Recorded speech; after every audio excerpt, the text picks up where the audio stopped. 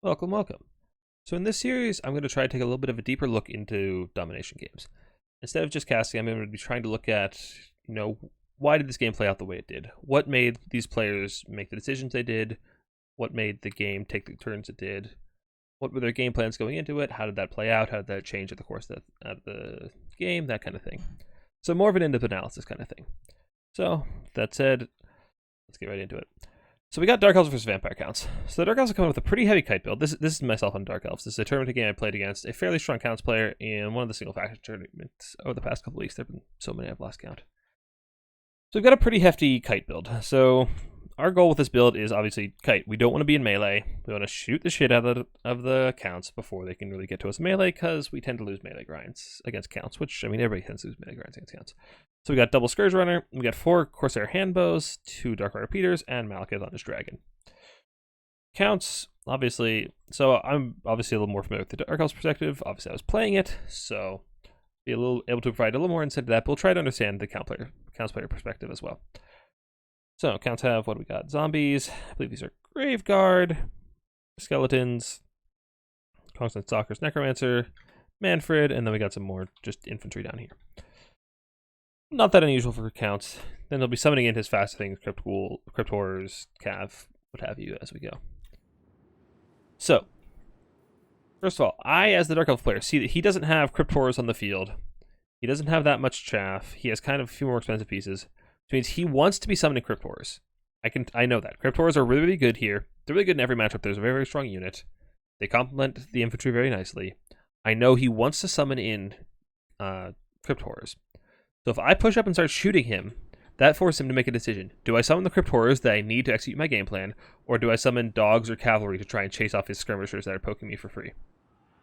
Immediately, we're trying to push up and put pressure on him immediately. Force him to make his decisions, and ideally put enough pressure on him that he starts to make suboptimal ones. Starts piercing my cav, it's whatever. It doesn't really kill any models. Waste a lamb on Manfred. Manfred isn't a good target. He's gonna be sly. Want to push up and start shooting the cav. Really hate they can't tell us straight in these recordings. In these replays. Really wish they'd add illustration to replays. Scourge Runners are a little more accurate. They're fine shooting Manfred, but like I said, I really want to be shooting. I really want to be just poking him and forcing him to summon something that isn't Crypt Horrors. Or some ability. Try not to waste ammo on the zombies. You want to be shooting the more high value targets, although that said, Graveguard have silver shields. You want to get around the silver shields as much as you can. Counts game plan, honestly, they want to be sitting back. I think Counts player made a mistake pushing up this far. You want to sit back here because, obviously my goal is to poke you, so you want to sit behind your Vanguard deployments a lot. So that way if I want to poke you, I have to come to, like, here, behind the Vanguard deploy, and put myself at risk of being summoned on. Put myself at risk of exactly this summon happening and then coming into my back. If I'm here, forced to shoot at this Vampire Counts player here, I'm in much more danger, and I cannot get as much value out of my skirmish this early. Playing the low ground is fine. I don't really like it as Counts. You generally want to stick your force together and just push forward, but I don't know that that's necessarily objectively the best way. This is fine. Pushing against a unit like the Stearnsman, there's not actually that much invested on here. It's basically the Stearnsman in a bit of chaff. Don't know if you need the Necromancer down there. Most of his forces are on the high ground. So now exactly what we wanted to happen. He's forced to summon dogs. He wants Crypt Horrors. He needs them to start to actually pound through the armor on my Corsair Handbows and the Corsairs that he knows I'll be summoning. Every Dark Elf player uses Corsairs. So he needs that AP from the Crypt Horrors to actually punch through them and to survive their anti-infantry bonuses. They're very, very good lawnmowers, just their anti-infantry bonuses, so you really need Crypt Horrors to punish them, as well as to punish Malekith if he starts getting cheeky.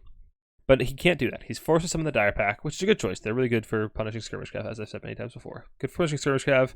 They're okay against the Scourge Runners. Scourge Runners are anti-infantry and melee, so they'll do fine. It'll be a pretty even trade there. But really good at pressuring my units.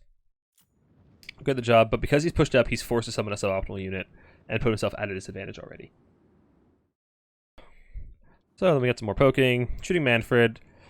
Again, it's not the most high-value target. I'm not likely to kill him anytime soon, but if I can force him to use Invocation of Nehek on himself, that's one that's not going somewhere else, which is fine. That's one less Wind of Death that he's... Yeah, there he goes. There's the Invocation. That's like half of a Wind of Death that isn't going on down my units. And there's those Crypt Horrors you want to summon. I think he summoned those in the wrong place, but it's not a huge deal. You really want to secure that side. I think if you're committing to the low ground here, as the Counts player, then you really don't want to be pushed up. If you're pushed up this far, you've already committed. Like, Counts have already committed to holding this position. They need to reinforce it. There's nothing currently contesting this side. that Crypt Horrors will help with. That said, I do summon in a Blackguard. Counts have no effective way of killing heavily armored halberd units. So, their main source of AP is Crypt Horrors, which are large, which aren't going to trade very well. Wind of Death isn't very good AP. And Mortis Engines aren't very common these days, just because they're such massive targets, especially against a build like this. If you bring a Mortis Engine into a Kite build like this, it's just going to get shot to pieces and not get any real value. So Blackguard is a pretty solid choice just to hold that position by itself. Just kind of sit on an island over here, and there's not a whole lot Counts can do about it. Even with the Sternsmen are not going to be able to kill Blackguard. If they are, it's not going to be very quick.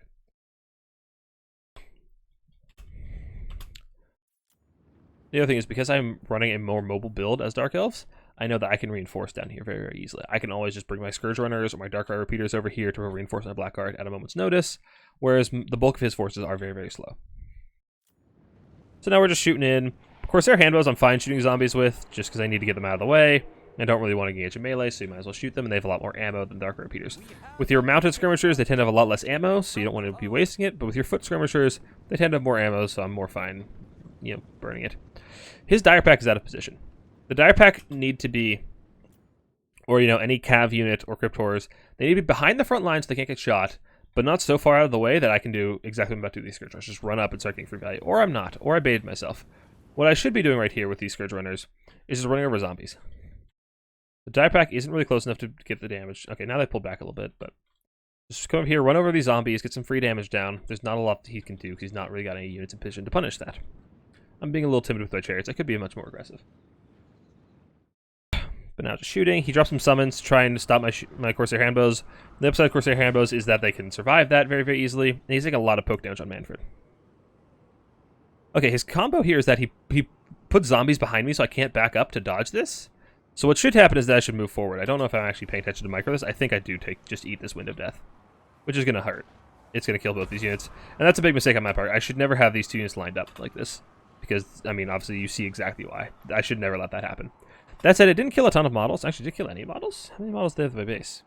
Okay, it hasn't killed any models, so they're still shooting at full combat efficacy. So that's fine. He really needs something to come in and break them off, and the bats can do exactly that. Just come in, break their leadership. It doesn't matter what gets in melee with them. If anything gets in melee with them at this point, they're probably going to break and run away. And when they're this close to the edge of the map, you can just route them right off the edge. Summoning in more skirmishers. And like I said, I could bring units down here anytime to help out. He can't. I got Malekith. I think I dropped a breath attack on the Graveguard, and I've got these guys shooting in the Graveguard. I don't realize they have silver shields just yet. I forgot about that. Eventually I'll try to come around the back, but for the time being, shooting in. Crypt Horrors, you really don't want your Crypt Horrors alone like this. They need to be saturated with infantry. Any monstrous infantry is going to take a lot of damage on its own. You want it to sit on top of your infantry so that way your infantry units take the damage for them. Infantry units are a lot tankier than monster infantry. That said, these guys are really tanky, but so they're taking a lot of damage because they don't have infantry saturation to eat melee attacks and missiles for them. They just kind of get in the way and take the damage for them, and that's a very, very good situation to be in. Dire Pack's going to get caught up in infantry, which isn't a very good engagement for it. It's fine. Now if we zoom out, I really wish I could see value in replays and to illustrate. Replays suck. CA, please make replays better. Anyway, bats coming in, and yeah, that's exactly what he did. He chased off my skirmishers. Very, very good play. That's a lot of value lost for me. He punished me very, very well. Dire Pack is stuck in a very unfortunate situation. I'm summoning some Dark Riders to try and peel off my skirmishers. The Dark Riders don't need to win the fight. They just need to hold them off. They just need to hold off the Dire Pack or whatever they have to make sure they don't get on top of my missile units while my missile units do the actual killing. In this case, it's the Dire Pack and the Crypt Horrors, but it could be any Cav unit or anything else with mobility. Devil's Short Stuff coming in and right off that Cav unit, but that Cav unit is doing exactly like I said. They're just tying up enemy resources while I keep firing. And now, like I said, there's no mass here. There's nothing to stop the chariots from just running over these infantry, and they're going to be getting a ton of value doing just that. You really, really need mass to stop chariots. So for anybody who doesn't know, chariots... Okay, can this shouting stop? Chariots, armored cav, a lot of units, big monsters, do collision damage. The faster they're moving, when they impact something, the more damage they deal. If you have a unit with mass, monster infantry, cavalry, whatever, that they impact with, they will stop dead in their tracks and do far, far less collision damage to the infantry underneath you than if there was no monster infantry and they're allowed to push straight through. So if you're playing against chariots, specific chariots, or like something like a Stonehorn that wants to keep charging through, then it's very, very good to have, like I said, that monster infantry, that cavalry, to stop them in their tracks so that they stop doing damage. Chariots do all their damage while moving. As soon as they stop, they're much less effective in combat. So if you can stop them with that mass, you'll negate most of the damage they deal. So now, Dark Elves are just shooting. This massive flying squad is coming over to shut down the skirmishers, which is a very good play. These are the type of tools you use to do that. And now Dark Elves need to, I as Dark Elves need to summon in some Dark Riders to peel these off. And then, like I said, while they land on me, I just pull back. I pull back with my missile units. Oh, that's another nasty unit. I'm really bad at dodging those. I just pull back, and then I send a Dark Rider up the other side. So I'll be nope, that's the wrong summon. I'm not summoning the correct units. Well, maybe I am, but that's neither here nor there. Blackguard, like I said, there's nothing really here that can kill the Blackguard. They're doing very well with Surgeonsmen, and now I'm shooting in the back of them. And Counts really don't have anything here to win this fight, which is why I don't like splitting the map as Counts. Because your infantry is all so slow, you really want to keep it together and keep it alive around your healing. And I believe, oh no, that actually is still there for the moment. I think I snipe it here with Malekith in a second. But basically, you really want to stick together with the units as Counts. They perform much better together than they do individually. So you really want to be doing that. Now, my opponent also made the mistake of pushing his infantry too far up in an attempt to catch my skirmishers, and he's left his own capture point uncontested very much. He has a zombie here, and I don't think you're quite on the point yet. There's another zombie, the Tithe, and a skeleton.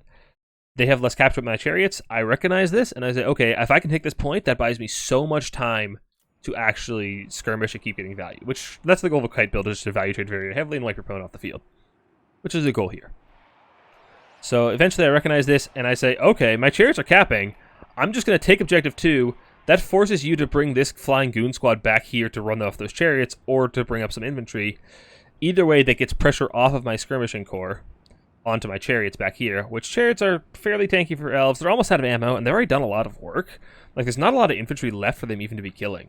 So I'm really fine just using them as this distraction play, which isn't even a distraction. This is a very, very valuable play to take this objective. Yeah, and it just buys so much time for my cav to actually get their shots off. Now, on the other side, yeah, Malekith and the Blackguard just break, and the skirmishers. Like, he's nothing here to deal with these skirmishers at all. He's bringing some Cryptoras, but I'm just turn around and shoot them. Like, there's nothing he can do with these Cryptoras over here on their own. They need to be up here initially, or not at all. This Cryptora is just no man's land. By the time it gets here, most of his infantry is going to be dead. Most of the chaff to saturate is going to be dead. The Necromancer is going to die to Malekith. The Soul Steal is going to kill this entire blob, and I'm going to be taking the point.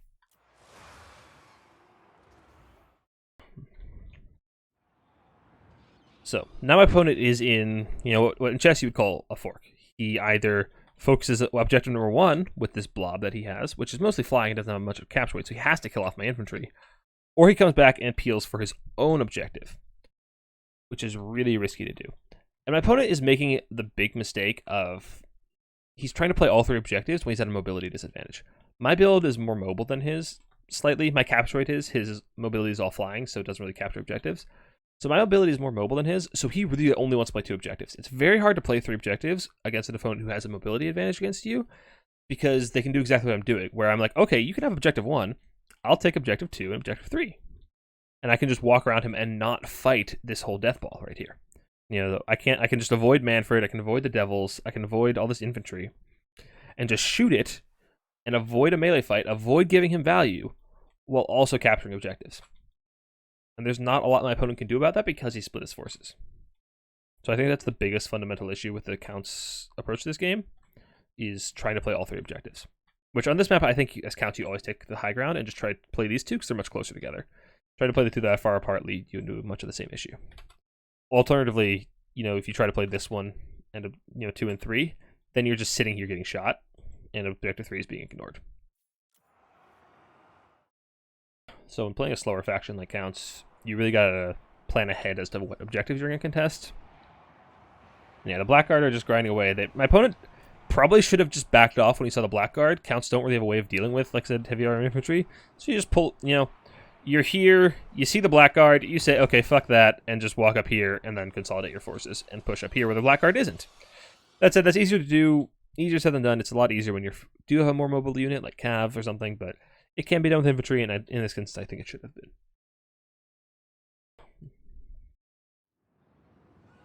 So, like I said, the classic maneuver, I send Dark Riders in, I give the Dark Riders an attack on the back, on the bats. Okay, no, I didn't actually do that here, but the way you peel your cav, or missile in this case, anything against Furies or Flyers, anything like that, you have your light cav, or whatever your peel unit is, an attack order missile on the bats, and you pull your missile unit through the Dark Rider. Or, whatever you have that's peeling.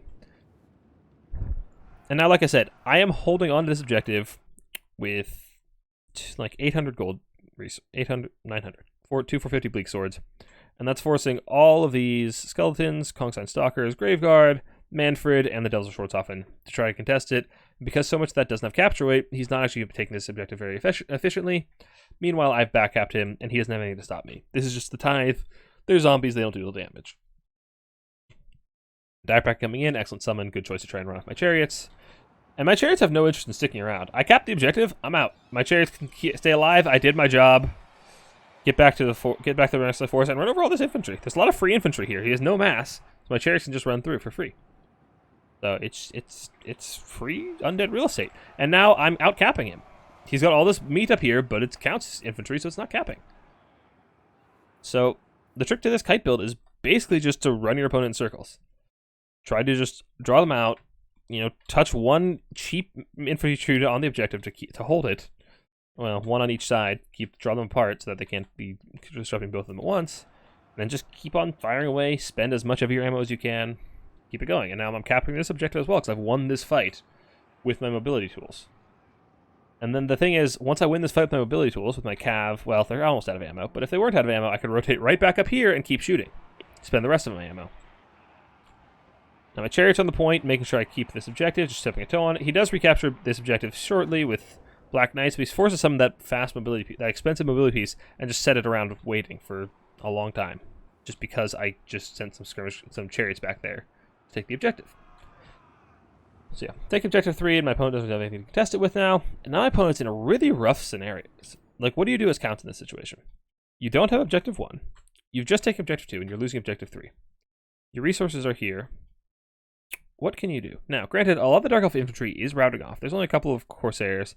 A lot of the ammo is spent. So it's not entirely over yet. A lot of the Dark Elf ammo is spent, so that's most of their killing power out of the way. But what do you do as counts here? You're not far enough ahead where your opponent has to 3 caps. You have to hold 2 objectives. I think the play here is probably just, as much as it sucks, you need to summon in more infantry to come contest objective 2. Infantry and Crypt Horrors. I don't know. Against a kite build, well, the thing is, like I said, it's almost out of ammo. So now is the time where those Crypt Horrors can really, really thrive. Dark Elves is another thing that can kill Crypt Horrors in melee. They're very, very hard to kill in melee. So just bring some Crypt Horrors in, double down on this objective, sack objective 3, avoid those, Blackguard. Just try to push up here and try to, like I said, bring up some Crypt Horrors, some infantry, and then start summoning cav pieces. If you bring out Black Knights, there's not a lot here on the field that can actually stop it. There's only Dark Riders that you've seen so far. I do have Cold One Knights, but the Vampire Count player doesn't know that at this point. So, yeah, now these Black Knights, how do the Dark Elves deal with the Black Knights? It's really tricky.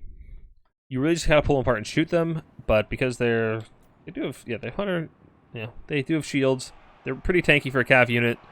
So I have these 3 Dark Rider Piercers shooting them, and they're still very tanky. They're gonna kill those Dark Riders very quickly, and then I accidentally just charge in because they're out of ammo. They're taking fire, but they're still very, very healthy, and they're going to kill off several of my cav units. If you had enough forces to actually hold the objectives here, which I think you do for the moment anyway, these cav units can do a ton of work. Dark Elves don't really have not a lot of factions can actually match Count's cav. So, what else we got going on here? So now I'm forced to bring Malekith in and actually try to stop the cav, but he wants no part of that. He knows that that's not a valuable fight for him. He's just trying to push after my skirmishers and avoid getting shot. Which is the correct play. Fighting Malekith there was bait. Malekith was bait. Like, you don't need to kill Malekith here as Count. Like, Malekith is only really useful for his breath attacks, Gaze of Malice, and his spells, and sniping Necromancers. If you look around, one Necromancer's already dead. I think actually both Necromancers are dead. He can theoretically kill Manfred if he can catch him, but he shouldn't be allowed to catch him. I've used both my breath attacks and my Gaze of Malice. I've got 1 or 2 Soul Stealers left. Malekith isn't a high-value target anymore. Against a mortal faction where terror is relevant, it could be a bigger threat, but against Counts, Malekith just isn't a real threat anymore. You don't need to prioritize him. That's something you always want to think about, and I ate another Wind of Death like I want to do. Undercast though, so I'm fine. That's one thing you always want to think about when trying to kill those single entities. Like, what are those single eggs going to do if I don't kill them?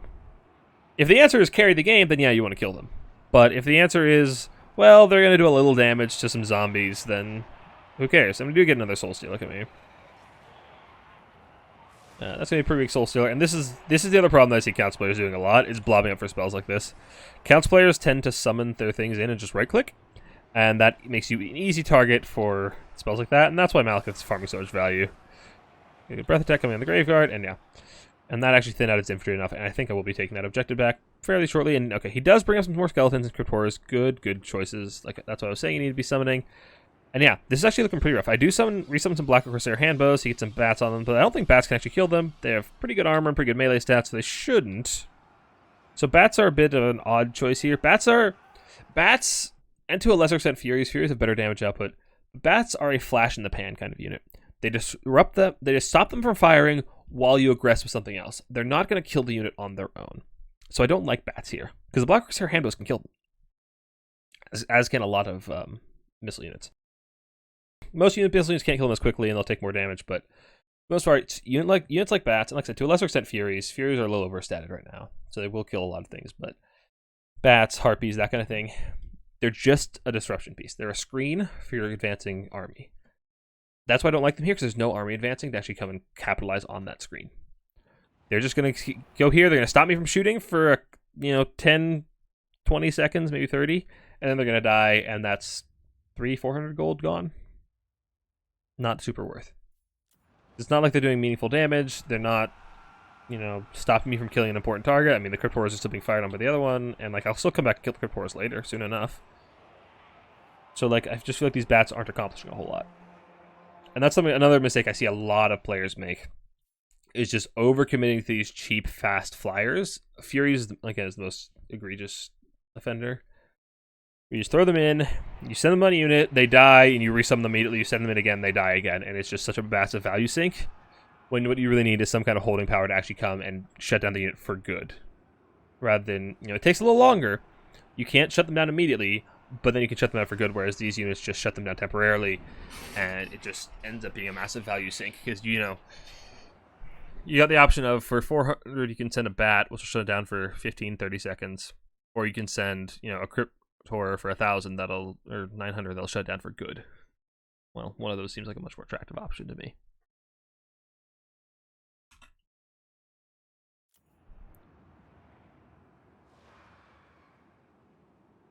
And at this point, counts are so far down in value that they just need to hold the objectives. They've got a pretty sizable lead. They've almost forced me to 3-cap territory, so they just need to hold the objective. The problem is, again, they just have the zombies back here, so they actually have a whole lot of capture it. So I send these Dark Riders back here to, again, force his hand. These Crypt Horrors are coming to reinforce Objective 1. If they did, I would have a very, very hard time pushing them off. Crypt Horrors are very, very tanky, and they're one of the few things he has over here with capture weight. So I send Dark Riders around the back to just, charge some zombies, that's free damage, and force the Crypt Horrors to come back.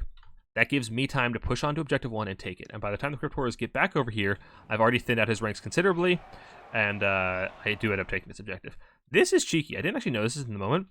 Using this dick formation right here means his skeletons will fight and die a lot slower.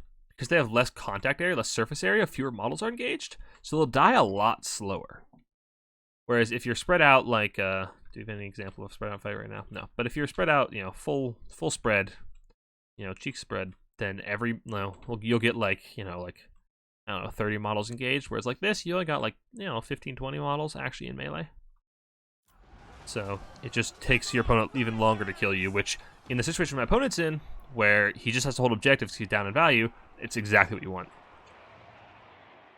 And now I miss my cav and they die, and the Crypt Horrors do come back. Okay, if I had kept my cav alive and kept pressuring, I could have forced those Crypt Horrors away, but I didn't, so that's on me. This theory is sound, but I didn't perform very well. Cold One Knight's coming in to clean up the Crypt Horrors, because in the late game situation, Crypt Horrors are just such a pain to remove. But Cold One Knight's one of the few things that can. And yeah, like I said, the bats are dying.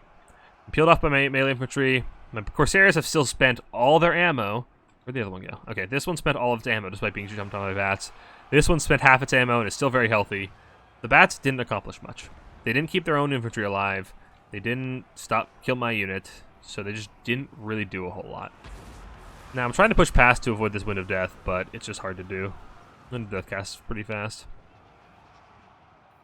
Yeah, at this point, I think that's pretty much the gist of it. I just keep shooting, keep farming value, and at this point, I'm up a massive amount of value, which you have to be against counts. I'm up like 4,000 or 5,000 value, and I do eventually push it back. And this is the other mistake I think my opponent makes. Final mistake. The final nail in the coffin, so to speak, is he tries to remove this blackguard. He tries to make a last-ditch effort to take objective number 3. With the Sternsman, I think some Crypt Horrors and some Skeletons and some other chaff to come fight objective 3. And take objective 3. It is always more effective to try and hold an objective you already have than to take an objective you don't yet have. Because in order to take this objective... So basically at this point, I have to 3-cap. Dark Elves have to 3-cap in this scenario. So it counts your thought is, okay, which objective am I making my last stand on? Is it objective... Well, it's not objective 1. You're pushed up objective 1. It's the closest to your opponent's spawn. You don't want to fight objective 1. So it's like, okay, 2 or 3. Now, I think the answer should obviously be 2. You already have it. It's the closest to your spawn. You can reinforce it the fastest. Granted, the spawn's a little bit further back, but not substantially. It's always easier to defend an objective that you already have, even if my forces are already allocated over here. Problem is, if you're going to take objective 3, you have to first get there, which takes a while, although that's true of both objectives. You have to B, kill the things that are on it. In this case, Blackguard of Nagaron, which are tanky motherfuckers. They have, 49 melee defense, really hefty stats, a lot of HP, a lot of armor. These aren't armor-piercing infantry. They're the Sternsmen. They're good, but they're mostly tanky. They're not going to kill them very quickly. And then you have to sit on the objective for 20 to 30 seconds to cap. All the while, your opponent is catching up in points and taking the other objective. If he was more secure on objective 2, if he had 4 or 5 skeletons here, sure, then you have the resources, but you don't have the resources. And this is an understandable mistake to make. I'm not trying to rag at my opponent. He played this very well, and you have to make a lot of snap decisions. This is, it's a very understandable mistake, one I've made many times, but looking back on it, hindsight's 20/20. You should always try to defend the objective you already have, I think. It's also just a good rule of thumb. I think Manfred's low on Guam, so he's just using Spirit Leech to win a death. He's trying to route the Corsair Handbows, which is fine. But, yeah. Problem is his reinforcers are just too slow. And he just made the wrong decision about where to send those Sternsmen. And honestly, I'd rather seen the Sternsmen be, Sternsmen, what, 1,300? 1,100? Something like that. So I'd rather see them be 3 or 4 skeletons just coming to pile on objective number 2. Give me a lot of more hit points to chew through.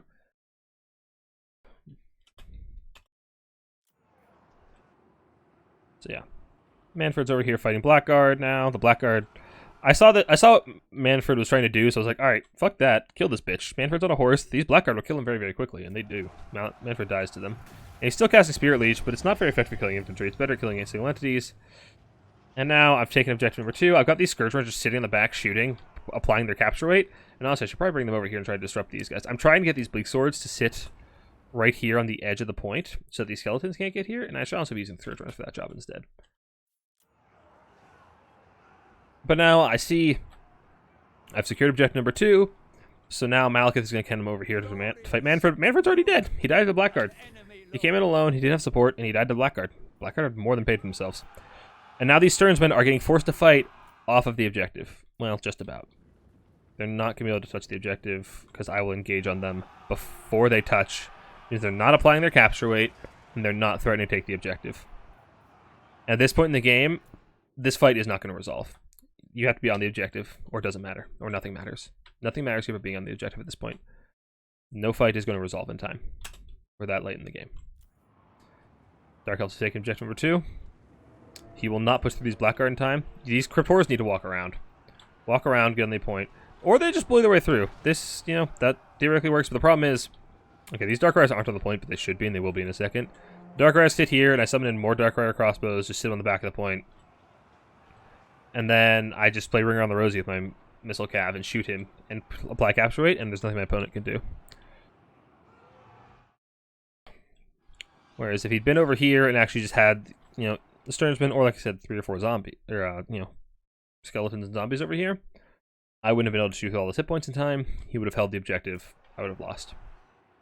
But he summoned the Sternsmen over here. He tried to retake objective he didn't already have. He gets held off of it by just, you can call it cheese. It's just shenanigans with mobility where I'm just applying capture on the edge of the point. And he realizes he's not going to take it in time. And that's all she wrote. Thank you for joining me. I hope that gives you guys a little bit of insight into how I approach domination and how the thought process going through my head, and how I think decisions should be made and approached. And like I said, having a game plan, sticking to it, and adapting to it on the fly. So thank you for joining me. If you found it was helpful or you liked it, please leave a like. If you want to see other matchups, you can try to do that. If you have a matchup you want to see or a faction you want me to try to do this with, I'm open to doing these again. I'll probably be doing some more of these if people like them. So if you have a faction you want to see specifically, if you want tips on, please leave it in the comments. I'll try to get to it. Thank you very much. I will see you next time.